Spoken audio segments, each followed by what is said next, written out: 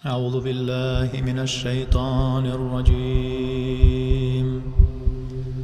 بسم الله الرحمن الرحيم. Из каких источников черпаются знания? Источников знаний, куда муджтахиды обращались для разрешения религиозных вопросов, всего 4.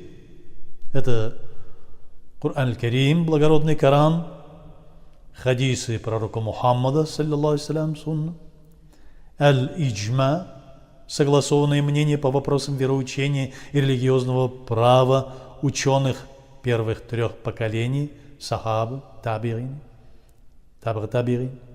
и аль-Кияс, решение, полученное методом суждений по аналогии.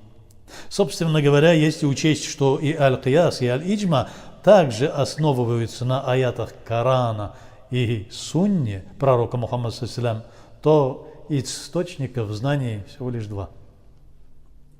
Если муджтахиды не находили в благородном Коране ясного указания для разрешения нужного вопроса, то искали ответ в хадисах пророка Мухаммада, саллиллаху алейхи.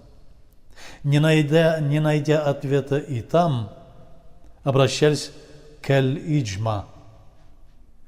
И если не было по этому вопросу согласованного решения сподвижников, табиинов и табиинов, ихних учеников, ученых первых 3 поколений, то лишь в этом случае муджтахид решал вопрос методом сопоставления по аналогии кияс.